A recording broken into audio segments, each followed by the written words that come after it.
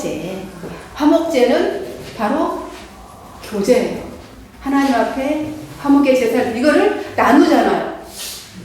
다른 제사는 다 불살라 번제는 다 올리는데 화목제는 반드시 어디서 성전들에서 제사장들과 함께 나눠 먹고 즐거워해라. 화목을 이루라. 그래서 화목제, 교제, 성경도 교제. 그래서 우리는 예배는 뭐여야 돼?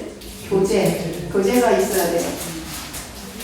즐거워해야 돼요. 먹고 마시고 지금 떡을 보면서 이제 잠시 먹을 것이 있고 있는 하나님 주신 것을 같이 나누면서 교제하라. 영적인 교제가 있어야 됩니다. 하나님과 교제하고 또 함께 우리 성도들과 함께 교제하면서 예배를 하나님 앞에서 즐겁게 교제를 나누라. 우리 예배입니다. 오늘 우리 즐겁게 또 해보도록 해요.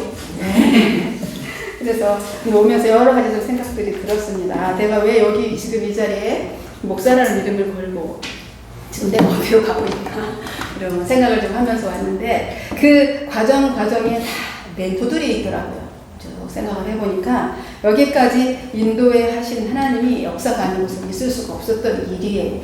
그래서 지금의 나의 모습은 겉모습 껍데기 나를 보지 마시고 내 안에서 지금도 끊임없이 만들어 가시고 이루어 가시는 그 하나님이 보이셔야 되겠습니다. 저를 보지 마시고 내 안에서 역사하시는 하나님 보실 수 있기를 바라요. 저의 기도 제목입니다. 나는 죽고 예수만 살게 하옵소서. 나는 죽고 예수만 살게 하옵소서. 난 늘 제가 막 많아요. 그래서 막 부끄러움도 저는 처음에 담대하지 못하고 겸손이 아니거든요. 사실은 보니까 깊이 내면을 들여다보면 겸손이 아니라 교만이 들고 교만. 왜냐하면 내가 잘하고 싶은 거예요. 내가 잘 보여주고 싶은 거야. 내가 있어요. 그래서 주님이 앞에 가면 그게 내 안에 말씀이 있는데 왜 부끄러워해야 되지? 제가 첫 시간에 그때 찬양 우리 청년 들려드리면서 그랬잖아요. 담대하라. 딱 얘가 선포해준 거예요. 그 찬양을 통해서 제가 울었다 그랬잖아요. 눈물이 나더라고요. 담대하라. 주께서 함께 하시니 담대하라. 그러셨잖아요. 근데 제가 그걸 돌아보게 되더라고요. 내가 담대하지 못했던 건 늘 그냥 왜 자꾸 주눅에 들고 제가 내 껍데기를 보니까 자꾸 주눅에 드는 거예요. 나는 이렇게 박사학위도 없고 생긴 것도 그렇고 병도 있고 3풀 스타 그죠? 여자 목사 지하교회 병든 목사 내가 3풀 어저께 트리플 얘기했잖아요. 그러니까 그 어떻게 보면 세상적으로 보면 악조건이 더라고요. 제가 가장 상처받았던 게 그거잖아요. 제가 믿었던 우리 청년의 어머니이셔요. 가까우신 분이신데 개척교회 싫다는 거죠. 아들 안 다니고 싶어요. 저보고 이제 내보내달라는 얘기예요. 뭐예요? 저 잘 모르겠어요. 어쨌든 대놓고도 얘기해요. 그리고 이제 제가 안내 설교 이렇게 밖에 어떤 때는 일찍 설교 준비 끝나면 서 있기도 하거든요. 계단에 그냥 지나가다가 세 분이 교회를 찾으시더라고요. 이렇게 근처에 오셨나봐. 이렇게 지나가다가 교회 예배 몇 시에요? 물어보시죠. 예, 11시부터 11시 예배 드려요. 그랬더니 지하네. 다음에 볼게요. 이렇게 가시더라고요. 그래서 막 상처가 막 그 여운이 한참 가요. 사람인지라 한참 가더라고요. 그래서 이걸 생각해 보면서 그런 아픔들이 이 안에 있음에도 불구하고 하나님이 왜 안 열어주시는가? 이제 그런 것 때문에 때로는 절망도 해요. 왜 안 하겠어요? 사람인데. 여기까지가 끝인가? 저는 교회 개척하면서 제가 하지 않았기 때문에 그냥 줬어요. 교회를 주셨기 때문에 저는 몇백 명 될 줄 알았어요. 좀 시작만 하면 좀 주실 줄 알았어요. 근데 첫 번째로 주신 게 병. 두 번째로 지금은 이제 외로움. 가장 큰 외로움이죠. 제가 여러 큰 대형 교회를 섬겼었거든요. 전도사할 때. 그러니까 딱 끊기는 거예요. 그때 오는 그런 놀라운 공허함. 나는 죽은 사람인가? 전화도 안 오잖아요. 어느 날 전화 한 통화도 없을 때도 있어요.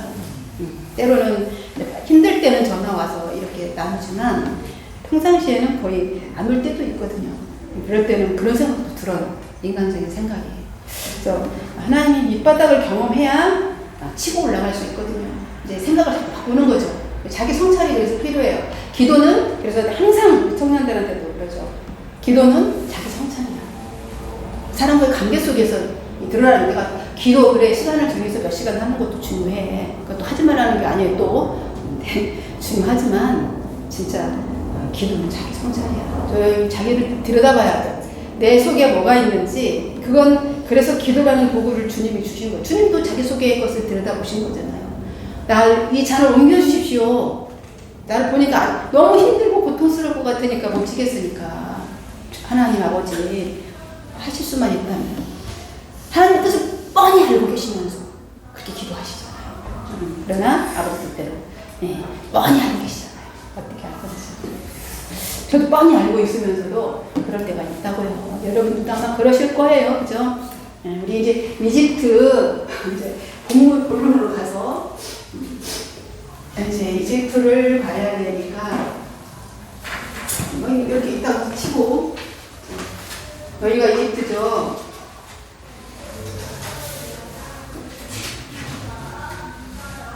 이렇게 됐다고 쳐요. 이제 거기 보면 대충 어디가 어딘지 보이시죠? 이제 우리 이번에는 우리 전도사님이 한번 써보실래요? 위치를. 이게 중요할 것 같아요. 자꾸 해봐야 그래도 대략 어디가 있는지 자원에서 하셔도 되고 어디 그림은 어디 내야 되나? 그냥 이집트만 해보세요. 못 외웠어요. 못 외워.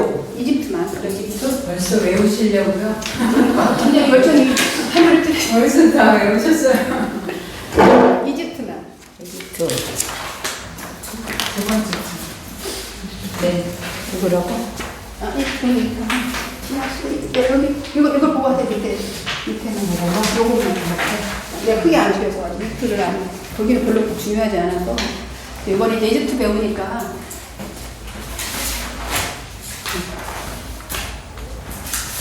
자, 그 비동성을 고센 땅에서 이스라엘 백성들이 그때 모세 그쵸 뭘 썼습니까? 비돔성이 국고성이에요. 자기 얼마나 옥토가 저게 풍부했으니까 삼각주지 되니까 거기에 그 창고에 쌓아두려고 그들을 집을 이겨서 쌓도록 했잖아요. 고센 땅에 살고 있었어요. 그들이. 그리고 여기가 기자, 여기가 또 하나 있어요. 빠졌어. 여기가 기자고, 여기가 여기 좀 기자. 지가 아니고? 기자. 여기 없네. 안 썼어요. 기자. 원피스. 그건 왜냐면 그냥 대충 여기는 해놨기 때문에 안 썼거든요. 이집트가 저렇게 생겼어요. 제도가. 근데 이집트에는 굉장히 많은 신들이 있어요. 뭐 어떤 신들 생각나면 처음에 라라고 했죠. 태양신. 태양신은 모든 하늘이나 땅이나 지하 모든 세계를 다스리는 신. 이게 바로 그 최고의 신이죠. 이집트의 신들이 엄청 많은데 그 중에서 대표적으로 10개의 신들을 재앙을 내리셨어요. 하나님이. 그죠? 시레우도 가기 전에. 아문이라는 고대 이집트 신이 있어요. 창조신. 아문, 라, 바알스본. 근처 어디 대충 이게 있어요. 여기 정확히 바알스본. 네. 그리고 이 하토르라는 신도 있고 오늘 제가 아까 핸드폰에 막 찾았잖아요. 도대체 이집트 신들이 고대 이집트 신들이 얼마나 많을까 갑자기 오다 궁금해졌어요. 그래서 하토르라는 신은 사랑, 모성, 하늘, 여성, 다산의 신, 하늘의 신, 태양의 어머니. 그러니까 마리아, 공정년 마리아 같은 게 하토르 신. 호루스라는 거 영화에서 한번 봤던 것 같아요. 신들의 전쟁에 나타난 호루스 신, 호루스라는 신도 있어요. 이게 매 모양으로 생겨서 날아가는 매. 그리고 그런 신이에요. 그리고 아비누스, 이거 봤을 것 같아요. 머리에 자칼로 이렇게 뭘 들고 서 있기도 하잖아. 이집트 영화 보통 나오면 고대 영화 같은 거 보면 거기에 보면 자칼의 머리를 이렇게 하고 있어요. 죽은 그 신은 죽은 사람 하늘을 갈 수 있을지 없을지 판정하는 신. 나름대로 다 의미가 있어요. 암미트라는 신도 있는데 악어 얼굴에는 악어 얼굴에다가 뭐 몸뚱한 사자, 하마, 공둥이 뭐 이렇게 조합하는 그런 신 그런 신이 있어. 죽은 자들의 포식자인데 사람이 죽으면 들어봤을 것 같아. 심장을 달아. 이 암미트라는 신이 이렇게 심장을 달아봐가 죽으면 그 사람이 심장을 달아. 깃털보다 가벼워야 돼. 무거우면 이제 아비누스가 삼키는 거죠. 그 자칼문이라는 그 사람이 삼켜버려요. 그래서 얼마나 두려운 신들이에요. 신들이 암미트 이렇고. 그다음에 이시스라는 신도 있는데 이거는 이제 뭐 마법, 뭐 죽음, 치유의 신. 어디 가나 치유의 신, 생로병사가 있어서 그치 어느 민족이나 이런 게 있더라고요. 그리고 지하의 세계는 누가 다 있을까요? 오시리스. 거긴 안 써. 오시리스 안 됐어요. 거긴 안 써. 아니 근데 글씨가 오리 쓰시나? 못 써. 이제 여기만 내가 보려고 이제 굳이 없어. 너무 글씨를 크게 썼어. 맞아. 이거 다 못해요. 왜냐면 저는 이제 제가 계속 머리에 넣게 해서 그런데 보시라고. 근데 그 한번 이제 대충 알겠죠. 정작 중요한 얘기 이집트는 안 썼네. 아니 제 위에부터 써놓으라고. 네, 그렇죠. 네. 맞아요. 그러니까 요 밑에가 이제 이긴 거죠. 수단 같은 나라, 아프리카. 여기가 쉽게 얘기하면 북아프리카인 거죠. 그죠? 이집트가 아프리카 쪽이에요. 그래서 이 나일강, 여기는 나일강이 생명의 젖줄이에요. 이집트는 생명의 젖줄이죠. 전에도 얘기했듯이 여기 아프리카에 두 개의 생맥이 있다 그랬죠. 큰 그 두 개의 생맥, 아래로 뭐랄까? 루안다 산맥하고 부룬디 산맥이 큰 이렇게 두 개가 산맥이 있는데 그 산맥에서 발원해서 이 생기는 발원해서 양쪽 수단 쪽에 뭐 이쪽에 우간다 쪽으로 해서 하나 흐르는 거. 우리 청나일강, 백나일강 얘기했지 그 당시요. 그래서 우간다 이렇게 해서 바로 이렇게 쭉 흘러서 내려오는 걸 백나일강이라고 그러고, 그다음에 하나는 청나일강은 메디어파고 수단 쪽에서예요. 이렇게 해서 합쳐져서 이렇게 나일강이 어디서 흐르는 거예요? 지금 거꾸로 가지고 보통 이 북에서 지금 서쪽으로 흐르고 있어요. 동북에서 남쪽 거꾸로. 우리는 보통 북이 상류가 북쪽이잖아요. 근데 반대 개념인 거죠. 이쪽 중동 지역들이 그렇게 흘러가고 있어요. 그래서 그렇게 막 흘러가면서 범람을 해요. 물이 왜냐면 합쳐지면서 범람을 하고 주기적으로 이렇게 범람을 해서 여기가 이렇게 삼각주가 생긴 거예요. 나머지 다 사막이고 겨우 7%만 농경지인 거예요. 그러니까 여기가 사실상 여기가 그냥 여기서 다 먹이 살리는 거지, 이집트를. 그렇게 되어 있어요. 수많은 이게. 그래서 일정한 여기서 홍수를 하는데, 그러면서 홍수하면서 뭐가 다 실려오냐면 여기서 신선한 흙들, hun적도 같은 거, 여기서 이제 물고기 죽은 시체, 썩은 거 이런 것들이 다 이렇게 다 거름이 되잖아요. 아주 기름진, 여기쯤에 되면 아주 기름진 옥토가 되는 거예요. 그렇게 보다 보니까 왜 수리학, 뭐 이런 쪽, 수사학 이런 쪽이 이집트의 문명이 시작된 이유가 굉장히 뛰어났거든요. 그 당시에 이 수 개념, 수리학 같은 게 저렇게 이 지리적인 여건이 다 영향을 주는 거예요. 그들이 그래서 1년을 365일로 계산하기도 하고 태양력, 우리가 쓴 지금 태양력을 발명하기도 했어요. 그러니까 그렇게 하면서, 왜냐하면 다 저것 때문에 먹고 살아야 돼, 생존하기 위해서. 그러니까 범람을 대비하고, 언제 어떻게 범람하는지를 대비해서 뭐 건축도 하고 농사도 계산을 하고 뭐 이런 일들이 계속 생기는 거죠. 그래서 그렇게 발전하게 되고 문명이 급속도로 이렇게 발전하게 된 거죠. 그래서 예국이 다 뭐가 나면 흉년이 들면 다 예국으로, 그 당시 중동에 살아 여기까지. 그래서 그걸로 먹고 사는 게 이집트예요. 제국이 대제국이에요. 근데 하나님이 뭐라고 하셨습니까? 저게 이제 멸망시키겠다고 그랬죠. 지금은 그래요? 그죠? 지금은 아니죠. 이집트는 지금 뭐 이름도 없어요. 그죠? 우리가 지금 얘기하니까 이집트가 끄집어 올라지는 거지, 세계적으로 봤을 때. 그래서 그런 땅이었다, 여기가. 그래서 모든 사람들이 아, 저런 정말 비옥한 땅이 있으면은 참 좋겠다. 그래서 알렉산드리아도 분명히 여기다가 자기 도시를 만드는 거 있잖아요. 알렉산드리 헬라 사람이 와서 헬라의 문화를 여기다가 심은 거예요. 멀리까지 와서 정복하고 세계 제국을 다 정복하려고 알렉산더 대왕이 그렇게 했던 거죠. 그래서 이 프로밖에 안 되는 이 전체의 7%밖에 안 되는 이곳이 생명의 젖줄. 그건 다 뭐 때문에? 나일강 때문에. 그 나일강이 신이겠어요? 아니겠어요? 하필 신이잖아요. 신일 수밖에 없어요. 여기는 그들의 그 이집트 애국 사람들의 여기는 정말 이건 나일강은 정말 하늘이 내려준 신, 하나님이야. 그러니까 하나님 제일 먼저 여기를 물을 피로 변하게 하신 거죠. 거기다가 막 신성시하고 막 지금 인도에도 겐지스강이 그런 형태잖아요. 거기다 시체도 뿌리고 그 먹기도 하고 씻기도 하고 막 그렇게 해요. 그 강이 신이라고 여기기 때문에 그때도 이제 그렇게 지냈던 거예요. 그래서 저들이 이 얼마나 그것이 아무것도 아니고 무력한 것인가 하나님이 살짝 보여준 거죠. 그런 재앙을 통해서 다 무력화시키고 진짜 신이 여호와다.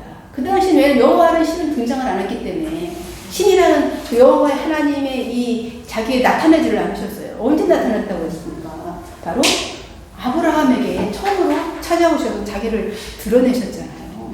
그래서 그러면 그렇게 한 다음에 다 잊어서 여기서 430년 동안에도 여호와의 신이 유명하지 않아요.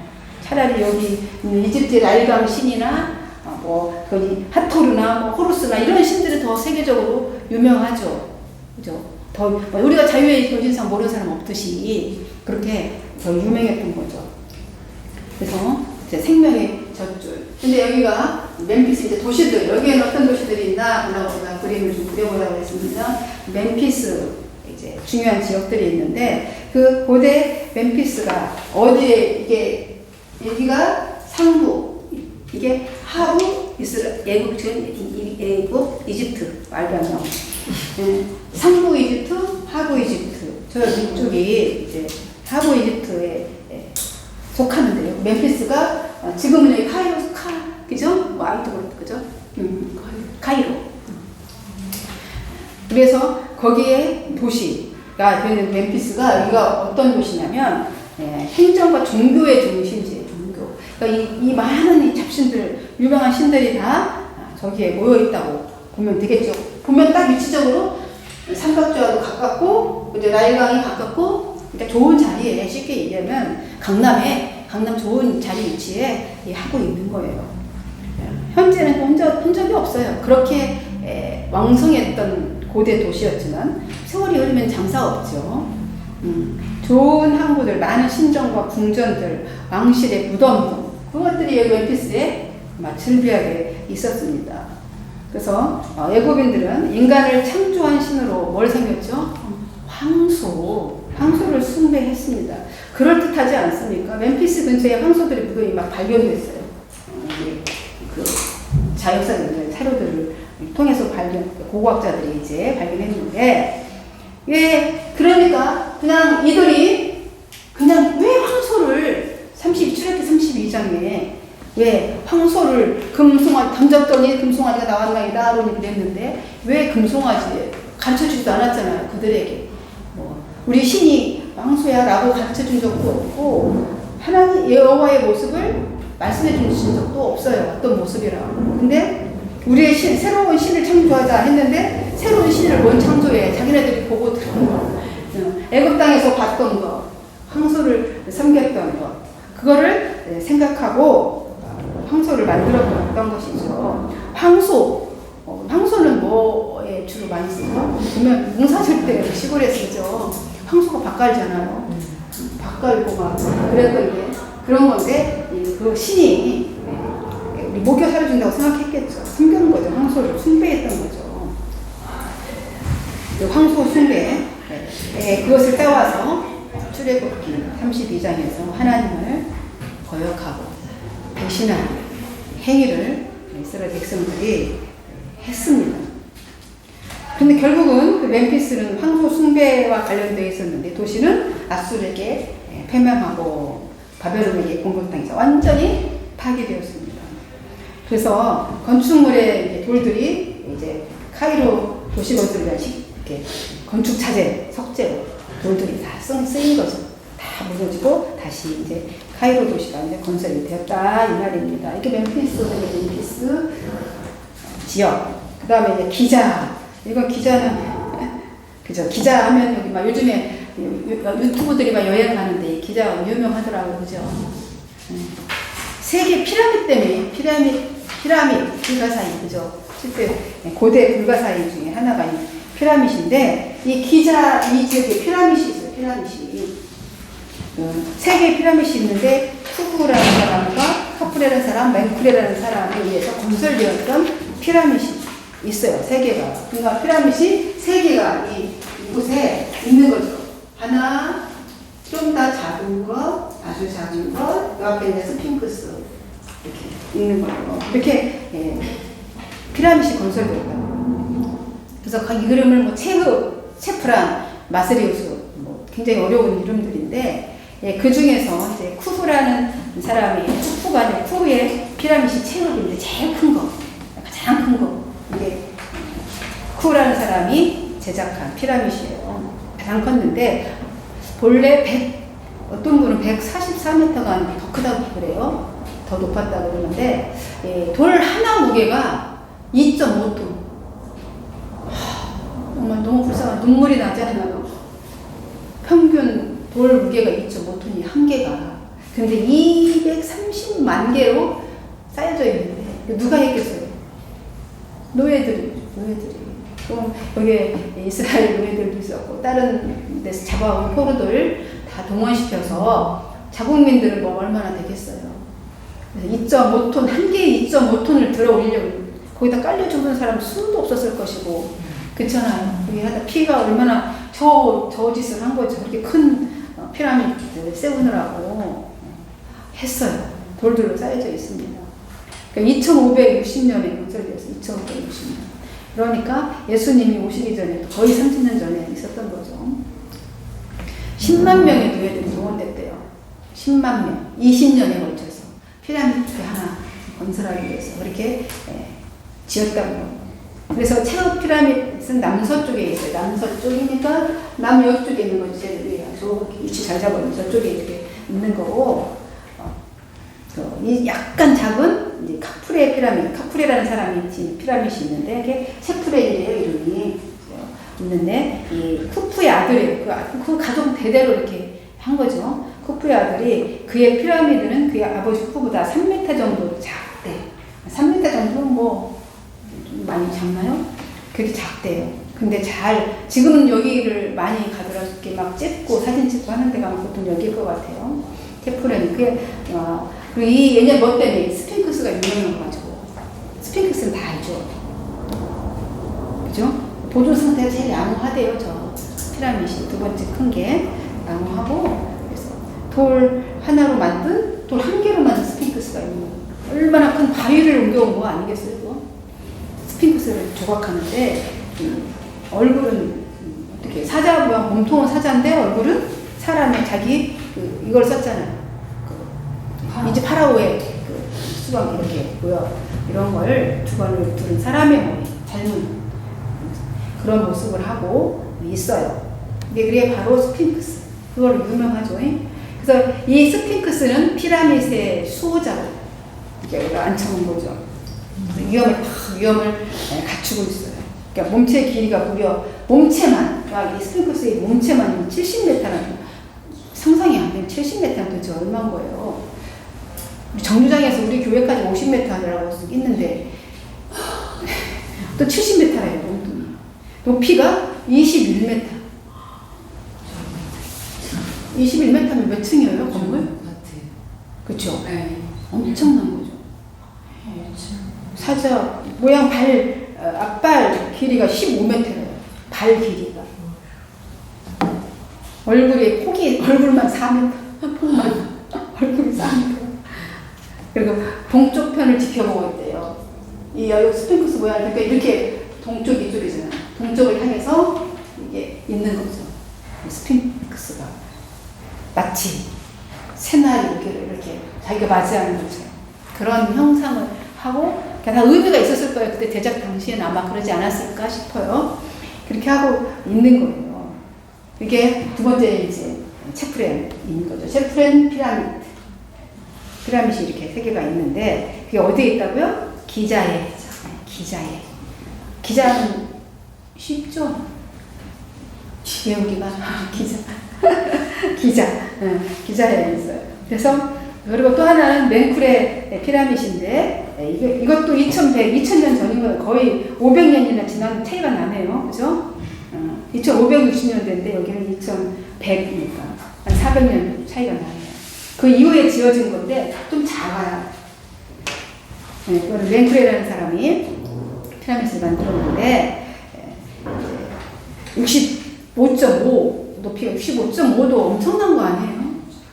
65.5m 훨씬 작긴 하죠. 그죠? 140, 160m 정도 보는 사람도 있는데 이렇게 엄청난 차이가 나네요. 그죠? 100m 정도의 차이가 나요. 높이가 좀 작죠. 그래서 맹쿨에는 카프레의 아들이죠. 그러니까 그 할아버지, 아버지, 자식 때까지 이렇게 이어서 이 피라밋을 만들었어요.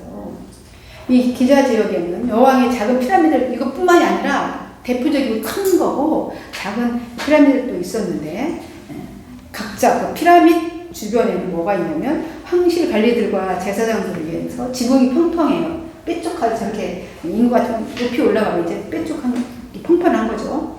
돌로 된 무덤들이 있어요. 이렇게 왜냐하면 그 재단인 걸 쉽게 얘기하면 지붕이 평평한 돌로 된 무덤들. 그러니까 쉽게 얘기하면 피라미드들 여기 잘 이거 말고도 그 주변에 작은 피라미드들이 있었는데 거기에 재단도 있는 거죠. 돌로 만든 끝이 이렇게 평평한 그런 돌로 된 무덤들이 있는 거예요. 왜냐하면 왕비들 여자 죽었잖아. 왕들이 이제 죽으면 그들을 대사를 드려야 될 거 아니에요.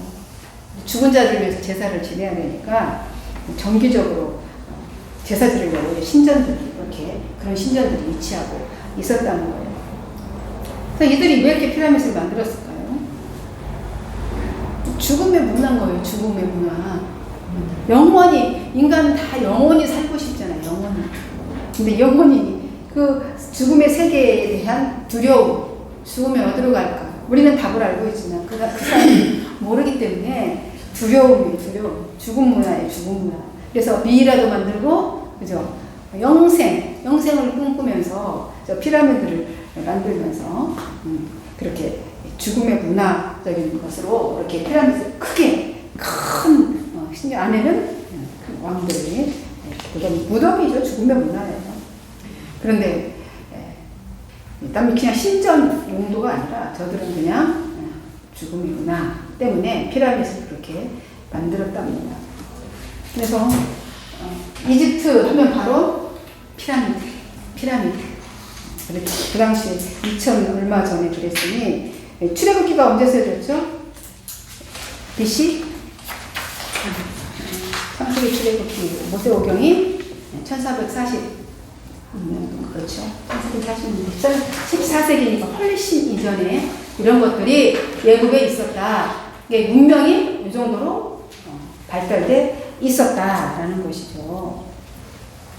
그리고 이제 여기에 또 유명한 것이 뭐예요? 투탕카멘이 나와요. 투탕카멘.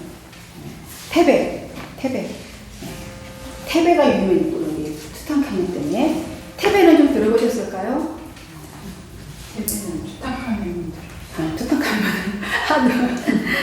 테베는 나일강 동편에 위치하고 카이로에서 한 640 가깝죠. 카이로에서 여기가 여기인데 여기 640km 맞은편에 나일강 맞은편에 있는 거죠. 곳에 있습니다. 그러니까 중왕국 시대에는 행정의 중심지였대요. 테베가 행정의 중심지였고 신왕국 때에는 정치적인 중심지 테베. 그래서 이집트의 애굽의 테베는 아주 유명한 정치적 중심지라 볼 수 있는 거죠. 그러니까 아까도 제가 신을 쭉 얘기했잖아요. 아몬 신이 이제 여기 이제 거의 주 신으로 지역마다 숨기는 신이 다른데 아몬 신이 거의 주 신인 거죠. 아몬이 뭐냐면 창조신이에요. 창조신. 아몬 신이 여기 주신.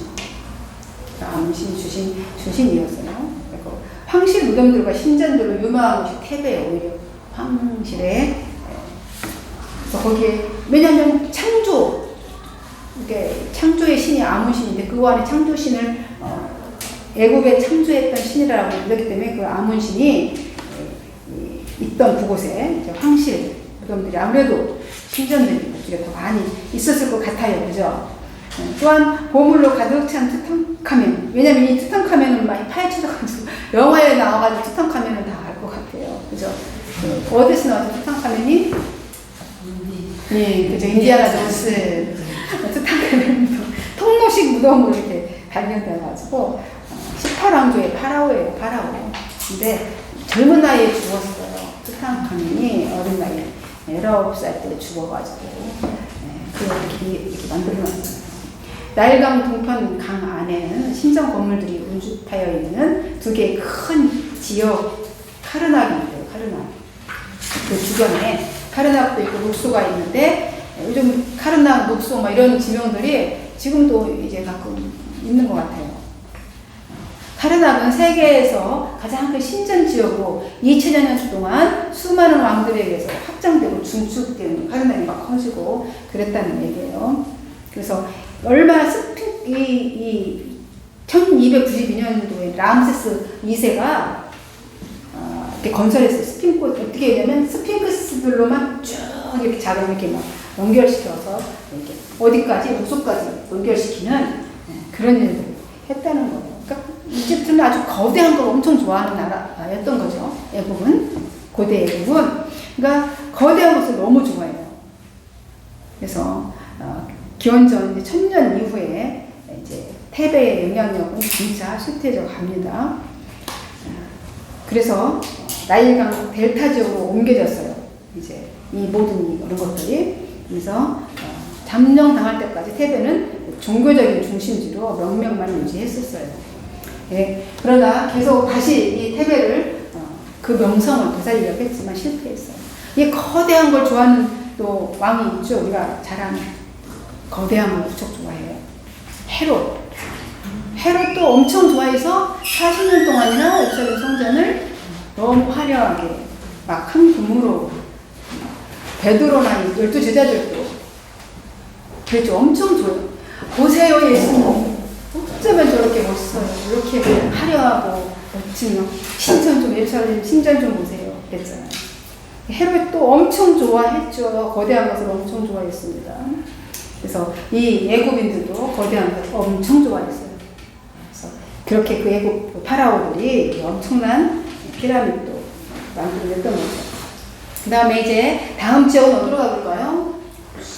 고센이 있죠. 고센이 어디에 있어요? 삼각주 안에, 그죠? 옥토잖아요, 그러니까. 아주 물이 풍부하고, 농사도 짓고, 그죠? 여기 할 수 있는 비옥한 200km나 된대요. 저 길이가. 이 지중해 연안에 있는 곳인데, 이거는 왜, 언제 갔죠? 여기 출애굽, 저기 뭐야, 창세기에 보면, 고센 땅에, 창세기 47장. 7장, 그렇죠? 써있죠? 47장에 거기에 야곱의 가족 70명이 들어간 거잖아요. 여기, 그죠? 들어가서 정착하고 생육하고 번성했던 곳, 여기가 고센 땅이에요. 비교적 비가 많이 오는 고센 땅, 이스라엘 백성들이 애굽 생활에 중요한 요지죠. 여기서 바로 이 나일 강가에서, 그죠? 물 길어다가 흙 파다 흙 이겨서 짚을 넣고 농사지니까 짚이 있잖아요. 갖다 넣고 이겨서 뭐를 건설해요? 비동성 여기 있죠. 비동성 건축하라. 그래서 건축도 했어요. 그래서 굉장히 이 지역은 고센 땅은 비옥한 지역이죠. 누구나 살고 싶은 지역일 수 있어요. 비교적 강우량도 많고 나일강의 관계시설 때문에 실제로 가장 좋은 땅이 여기죠. 관계시설 다 애굽에서 거기 얼마나 투자를 해서, 왜냐면 거기가 주요 농경지이고 먹고 살 수 있는 거기이기 때문에 그랬어요.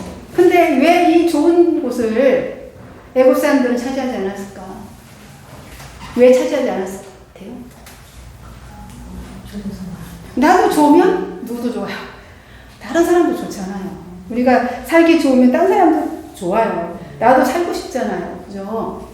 그죠? 계속 일본 땅이 계속 이런 재해도 많고 이러니까 한국 땅이 좋잖아요. 그죠? 차지하고 싶잖아요. 똑같은 거죠. 왜 외국 사람들은 자기네들은 자기를 다 차지해서 안 살고 이런 데다 도시를 건설하고 이렇게 여기다 문명을 이렇게 했을까? 중요 도시, 정치적인 요충지, 테베, 그죠? 멤피스 이런 데다 왕궁을 건설하고 왜 그랬을까? 왜냐면 그 여러 개 자꾸 침략자들이 많아요. 침략자들이. 전에도 계속 얘기했잖아요. 사대교회, 그죠? 침략자들이 거기 너무 좋아. 파면 금이 나와. 부자야. 강이 가운데를 흘러. 그래서 너무 부자야. 부자 동네. 그죠? 강남이야. 누구나 강남에 살고 싶어 하듯이 누구나 저기서 살고 싶겠죠. 그러다 고대 도시는 다 뺏어서 살아야 되잖아요. 전쟁이 계속 그렇기 때문에 외국 사람들은 중심 도시를 거기다 그냥 건설하지 않는 거죠.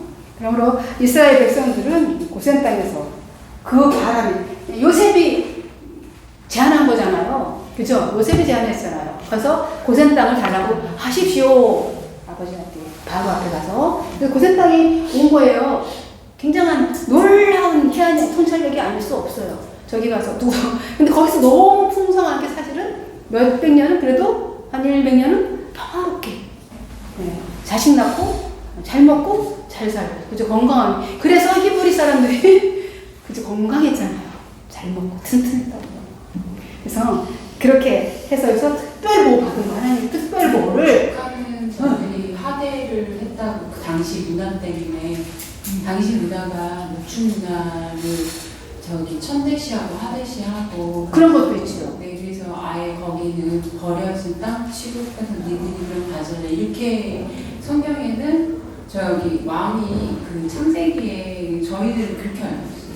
창세기 그렇게 안 나와요. 창세기가 아니라 그 고센 땅에 그러니까 목축을 할 때 그 목축 용사를 하는 거를 그 천대시 그러니까 우리는 목축을 하니까 이제 그렇게 말을 그렇게 하라고 했죠. 네, 거기에 언어가 그렇게 나와 있고 그들은 그렇게 했기 그렇게 말을 해라 바로에게 그렇게 얘기한 거예요.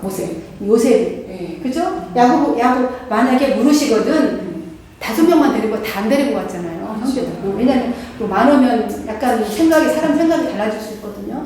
그래서 그만 데리고 가서 그렇게 얘기하세요. 라고 얘기를 했던 거예요. 그래서 허락을 받아서 여기 사는 거예요. 사실상은 거의 그런 곳이 아닌 거죠.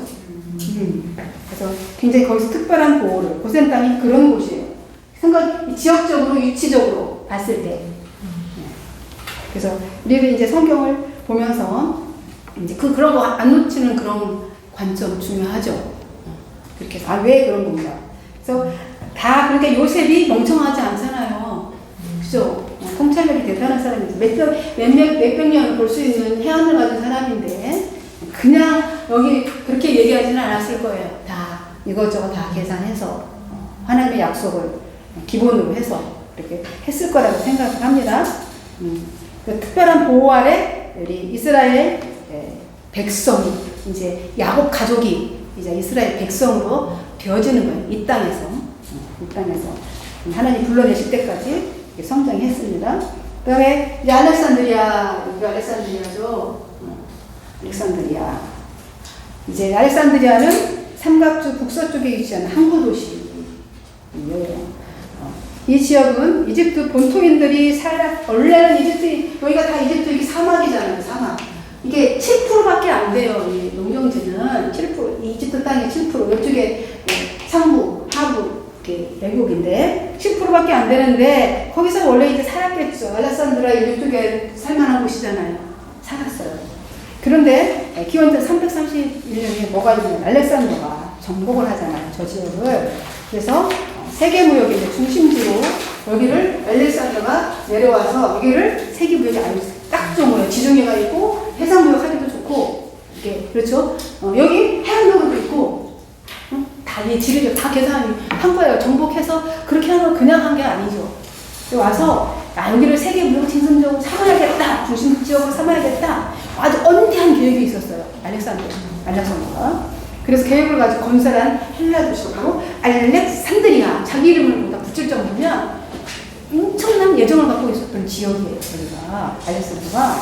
그래서 이름을 자기 이름으로 줘서 알렉산드리아 이렇게 칭한 거죠. 하지만 알렉산더가 이제 기원전 323년에 죽었어요. 갑자기 죽어가지고 그 부하였던 프톨레미라는 사람이 이렇게 통치하기 이어서 되었는데 이제 그 다음부터 알렉산드리아는 이제 이집트의 수도가 되어가지고 급성장을 하게 되죠. 우리가 급성장. 그래서 그 당시 고대에 이제 이집트의 애굽의 수도가 되어요. 그로 인해서 이제 상업과 이제 무역을 비롯한 헬라 문화의 교육의 중심지가 됩니다. 알렉산드리아가 있어요. 그죠? 알렉산드리아. 그죠, 목사님? 알렉산드리아는 이집트의 수도여입뿐만 아니라 대단한 문화와 교육의 중심지가 되었습니다. 그 대학들이 있었어요. 대학도 또 도서관도 있고 박물관 등이 세워졌어요. 그래서 이런 학문적인 분위기 속에서 세계적인 석학들이 이제 알렉산드리아에서 나오게 됩니다. 이제 클라멘트 같은 철학자도 오리겐 많이 들어봤죠. 오리겐 신학자도 나오고 아타나시오스 같은 대주교가 바로 알렉산드리아에서 배출됩니다. 이렇게 알렉산드는 이제 유대인들을 이제 여기까지 끌고 오잖아요. 알렉산드리아에서 온 누구도에게 안구하라 뭐 16장에 보면 나오거든요. 이 알렉산더는 유대인들이 이제 전쟁포로 여기까지 끌고 왔어요. 여기까지. 여기서 가깝잖아요. 이렇게 뭐 어떻게 하면 거리적으로 그렇게 멀죠. 사실 멀긴 한데 거리로 봤을 때 끌고 옵니다. 끌어와서 정착을 시켜요. 그래서 디아스포라 이제 유대인들이 된 거죠. 이스라엘들이 된 거예요. 거기 살게 하면서 이제 관습을 따라 이렇게 살게 해요. 거기 헬라의 관습을 갖게 되겠죠. 헬라인이니까 알렉산더가. 이렇게 해서 유대인들의 공동체를 형성해서 수십만 명이 거기서 살았어요. 그래가지고 프톨레미 2세 때에 최초의 구약 역부 70인역이 바로 헬라어로 번역되었습니다. 알렉산드리아에서. 이 헬라 역동이 바로 기독교가 헬라 로마에 전파되는 결정적인 역할을 하게 됩니다. 그래서 알렉산드리아는 이집트와 지중해 역사에서 가장 중요한 도시 가운데 하나이다. 현재도 이집트의 이제 천연가스 송주관이 지나는 중요한 상업 중심지로 현재도 알렉산드리아 지역은 중요한 도시가 되고 있습니다. 학문가, 학자들과 철학자들이 모여드는 학문과 예술의 도시 알렉산드리아의 최초의 신학교가 세워졌습니다. 그래서 파피루스 50만 권의 장소가 비치되어 있는데 바로 알렉산드리아 이겠습니다. 또 이제 궁금하신 분 있으면 다음 시간에 오늘 여기까지 하고 마치려고 합니다.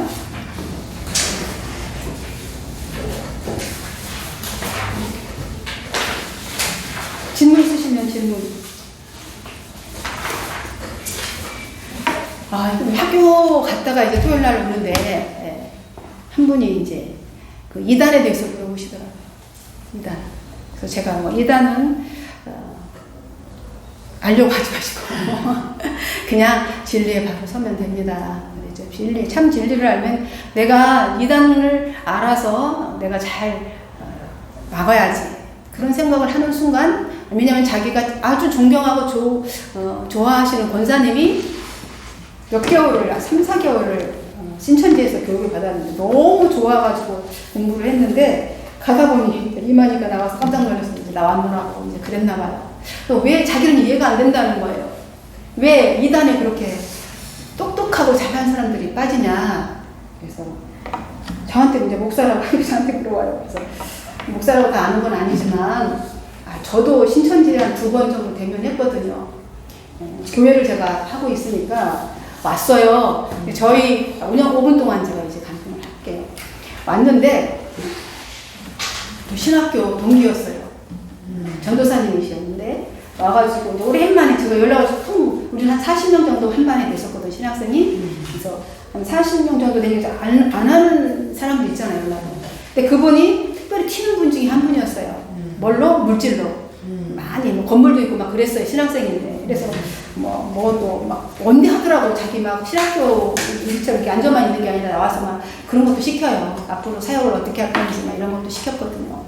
근데 그래서 그 양반 되게 그랬을 것 같은 생각이 좀 들었어요. 근데 한 번 동안 10여 년 동안, 그러니까 2년 전에 있었던 일이니까 거의 연락을 안 했는데 어떻게 잘못 눌러져가지고 전화가 연결이 됐어요. 그래서 받기를 반가워서 인사 나눠주죠. 그러니 어떻게 지내세요? 그랬더니 서로 이렇게 해서 한 번 오세요. 이렇게 얘기가 된 거예요. 목회한다고 궁금했다 서로. 그랬더니 제가 누구 교수님 한 분이랑 같이 가도 돼요? 이러더라고요. 같이 오세요. 수원에 사시는 누구시라고. 그래서 오셨는데 너무 훌륭해요. 학벌이 서울대로 교수님이시더라고요. 근데 그 양반이 근데 단도직적으로 얘기하면 목사 전문 교수더라고요. 신천지 담당. 목사 담당 전문 교수였어요. 저 그거 모르는 거죠. 제가 한 달 정도는 그분의 글을 들었는 것 같아요. 근데 계속 얘기를 막 하는데 중간중간 스타일이 있더라고요. 계속 강의를. 저는 이제 나는 일도 의심을 안 했죠. 그냥 동기였으니까. 한참 막 교수님이 하는데 너무 박학다시게 우리 교수님 뺨치는 거예요. 언어학자예요. 그러니까 막 이 중국 고대 이런 역사부터 시작해서 막 엄청 막 처음에는 그런 걸 혹해요. 자기 밑에 한 2,000명 정도 학생이 있다는 거예요. 자기 인기가 많대. 그래서 그러시겠다. 정말 잘 가르치고 아주 논리적이하게. 그러니 이제 그러면서 가끔 이제 성경도 목사님이시니까 이제 성경 이렇게 어떻게 생각하세요 이런 거 묻잖아요. 계속 얘기 말씀하세요. 그래서 제 스타일이 내가 나서는 스타일은 아니니까 말씀하세요. 이제 얘기 설교를 하는데 막 해요. 기가 막히더라고요. 자기가 외국 나가서 정말 자기도 목사예요. 원래는. 그러니까 이게 엄청 가득 차 있잖아요. 그래서 너무 고민을 했다는 거예요. 안 믿어지니까. 제가 그렇게 계속 얘기하잖아요. 신앙으로 얘기하잖아요. 안 믿어지니까 고민하고 있는데 어느 날 그분들 만난 거죠. 완전히 이게 그렇게 백노라고 간증을 하더라고요. 신천지라고 얘기 안 하죠. 그래서 어느 좋으신 분 만나서 정말 믿음 좋은 분 만나서 이렇게 자기가 깨달아졌다고. 그래서 그러세요. 이런 얘기를 했는데 목사님 막 이렇게 설명을 해요. 이 말씀을 어떻게 이해하고 계세요? 이렇게 네 저는 처음에는 따콩따콩 이제 하잖아요. 딱 생각해보니까 입 다물어야 되겠더라고. 그래서 있었어. 그러니 근데 목사님이 왜 자꾸 질문을 안 하세요? 저한테 오히려 묻더라고요. 오늘 몇 번 이제 왔는데 그냥 듣고 있습니다. 다른 목사님 제가 이렇게 막 팔짱 뛰고 막 거기에 이제 붙는 거야. 이렇게 반론하고. 그랬어요. 저는 지금 듣고 있어요. 제가 지금 생각나는 게 없어서. 이야기하세요. 계속 이렇게 한 시간씩 하고 그냥 또 가요. 바쁘다고 하면서 사들고가 자꾸 근데 목사님은 저 칭찬하는 거죠. 하면서 지금 이 교회가 지금 안 된다고 막 이렇게 얘기해요. 그래서 그래요? 근데 어느 날 갑자기 진짜 궁금해졌어요. 제가 이 사람들이 감이 오잖아요. 발톱이 언젠가 드러날 것 같은 거예요. 그때 이 얘기를 해야지. 그냥 지금 왜냐면 관계가 있으니까 말을 못 하겠더라고요. 듣기만 했어요. 어느 날 이제 굉장히 마음이 계속 불편해지는 거예요. 이제 이분들이 불편해, 제가 불편해. 이거 안 되겠다. 이제 말을 해야 되겠는데 이 정도 더 가면 안 되겠다 싶더라고요. 근데 그날 토요일 날, 다음 주일날인데 설교 준비를 해야 되잖아요. 근데 전날 정말 꿈을 꿨어요. 근데 제가 꿈속에서 막 이렇게 막 대결을 하더라고, 그분들하고. 그분이 계속 얘기를 했잖아요, 저한테. 제가 다 들었잖아요. 거기에 대해서 막 얘기를 하는 거예요, 꿈에. 실제적으로는 하지도 못하면서. 꿈에 막 얘기를 하더라고요. 깜짝 놀라서 깨웠어요. 하나님 정말 싫어하시구나. 이 생각이 딱 드는 거예요. 저분들하고 교제하는 거 싫어하시는구나. 그래가지고, 이제 월요일날은 오니까, 월요일날은 화요일날인가 이렇게 왔어요. 화요일날 이틀 왔는데, 월요일날은 얘기하지 안 되겠다. 주일날 남을 거니까. 근데 아직 남았어. 그분들이 할 스케줄이 있더라고, 보니까. 계획이 있는 것 같아. 여기까지. 내가 너무 교만했구나. 뭘 내가 발톱 드러낼까지 기다릴 게 없잖아요. 알았는데. 막 그 얘기하더라고요. 오늘 교수님, 여기까지, 오늘까지만 하고 저 못할 것 같아요. 바빠서. 이제 딱 했어요. 아 왜요? 더 들으셔야 되는데? 막 이러더라고요. 아니 그러니까 막 설명을 하더라고요. 아 그러니까 이만이라고요? 내가 그래서 그러니까 이만이라고요 교주가? 그랬더니 깜짝 놀라는 거예요 이분이. 그래서 예? 그러더라고요. 아니 그러니까 당신들은 이렇게 교육하시네요. 내가 궁금했어요. 그래서 제가 언제 이 얘기를 하시나 내가 들어보려고 그랬는데 이렇게 하시면 정말 다 넘어가겠다. 내가 그랬지. 다 넘어가겠네. 진짜 훌륭하십니다. 그랬죠. 그러니 막 말을 막 굴려요. 너무 화가 난 거예요 이분이. 자기 뜻대로 안 됐잖아요. 이제 제가 다 들어주니까 다 되는 줄 알았던 것 같아요 이분이. 막 바로 막 그러면서 아니 교수님, 목사님 막 이러시면서 이게 그게 아니고요. 아 그러니까 어쩌다고요. 이만희가 보여주라고요. 그러더라고. 그러니까 알겠다고요. 그냥 가셔요. 난 여기까지 듣고 전도사님 정신 차리세요 그랬죠. 전도사님 정신 차리세요. 아우 우리 전도사님은요 굉장히 중요한 요절을 하고 있어요. 이미 신학교 때부터 이 양반은 신천지였어요. 알고 봤더니 몰랐던 거죠. 숨기고 네, 몰랐어요. 그러니까 이런 일, 여기 신천지 없으시죠? 몰랐어요. 우리 아침에 신천지 건물들도 훑고 그분이 건물이 있어, 돈이 있으니까 거기에 기지였는데 우리 교수님들이, 신학교 교수님들이 나는 몰랐어요. 놀래서 제가 전화를 했던 거죠. 그분하고 같이 조인해서 했던 분이 있어요. 왜냐면 요양 이렇게 하면서 백석대학교 지금 교수님이 누구라고 우리가 안 하겠어요. 그분이 굉장히 훌륭했어요. 신학교 때 오셔서 강의했는데 그분이랑 같이 몇 사람이 강의 교수님들 모아가지고 그 건물 있으니까 거기서 이렇게 뭔지 모르고 한 거에 사람 모아다가 알고 봤더니 한 분은 그 교수님한테 이분 아세요? 했더니 그분한테 당했어요 이런 거예요. 아니요 나는 안 당했죠. 근데 본인은 당하신 거예요.